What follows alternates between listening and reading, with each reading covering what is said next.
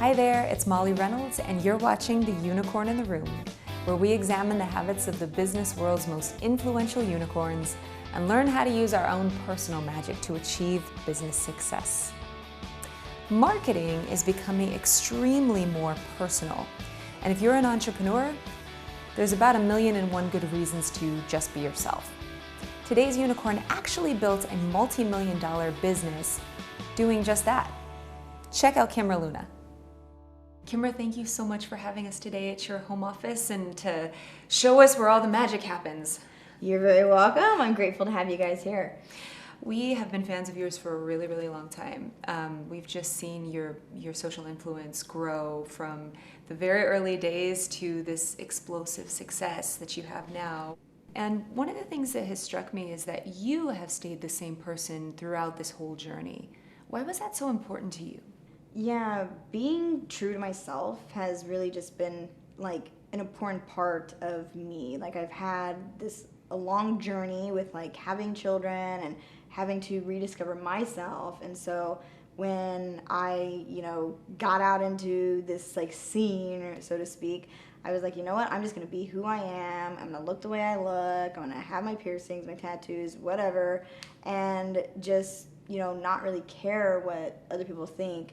And if people like it, they like it. If they don't, they don't. And it turned out people told me that it was a relief to see someone who was just being real, not being fake, and just sharing their knowledge and not caring what other people thought Right. about that. I mean, yes, there has to be professionalism in business, but I do believe that people can still be who they are and that you don't have to change who you are a lot in order to be able to, grow a social following or have success in business. Mm-hmm. And social influence has had many studies lately, and one of them is that social influence marketing is delivering 11 times the ROI to digital marketing, which is a very efficient form of marketing. Mm-hmm. Why do you think that is? I think because people want to be part of something. They want to be connected with a person and be part of like the movement of that person. They want to be part of that person's journey. That's the reason why crowdfunding has gotten so big and people are able to, release products based off of people wanting to be part of something. And I feel like when you are creating videos or live streaming or writing content, people really, they want to resonate with another person before they buy. We're in the day and age of, there's reviews of everything online and consumers, they really want to make an informed decision, and if they can see you and connect with you, they're already building that trust with you, and it makes them more likely to want to buy something from you. Mm-hmm. And, on business media, the ones that we read all the time, mm-hmm. You'll see things like, here are 10 things you're saying that are making you look stupid, or here are 3 things that you need to take out of your vocabulary right now. How should people be taking that advice? Yeah, one thing is if you have someone who is like a mentor, that is a better way to go about it than necessarily reading a lot of these articles, because some of these people who wrote these articles, you don't know the success they've had. You don't know who they are at all, really. And it's like getting random advice from just like walking up to a stranger, And so it's better to get advice from someone who is a trusted mentor, someone who has had results and that you want to have, and get advice from those types of people or those sources, rather than just reading all these business articles that are really only written as like clickbait to like get more people to click on it, or just trying to make a title that gets like a headline and gets more views, but it's not necessarily even giving that great of advice. I've seen a lot of articles where I'm just like, I do all these things that they say is like horrible things to do, and it hasn't affected my business. Right. Because I'm still just being myself. I'm not trying to be a perfectionist, and I think sometimes those things can actually hold people back from going forward because people are so afraid of all these mistakes they're going to be making, rather than saying like, just get in front of people, share your message, and go out and serve. Mm-hmm. And not everybody's going to be your audience. That's but true. The people that are your audience are really going to connect with you, and I've completely seen that with the people that connect with you.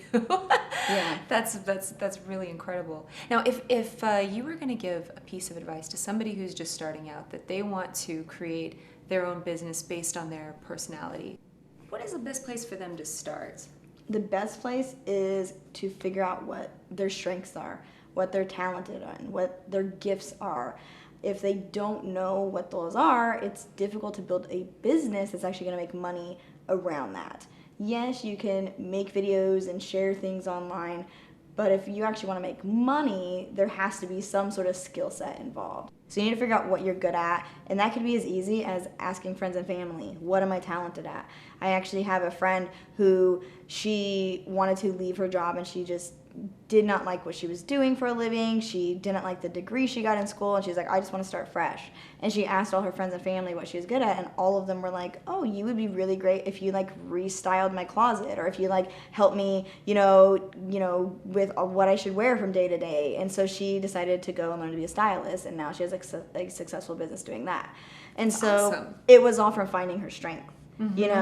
And other people around you, they see what you're good at, whether you might not see it, but other people do see it. So finding the strength first, and then finding mentors in that space of where you want to be. So whether maybe you do want to be a stylist, go and look, what are stylists doing? What schools did they go to? Where did they learn? So that they, so you can start emulating those sorts of things and being able to go for those results that they've been able to have too. Mm-hmm. That's incredible advice. Take note, Kimra. Thank you so much. It was so good to see you. You're very welcome. Thank you for having me. There you have it. The perfect example on how being yourself actually pays off. And for more unicornial tips, please visit our website at theunicornintheroom.com or subscribe to our channel. Thanks for watching.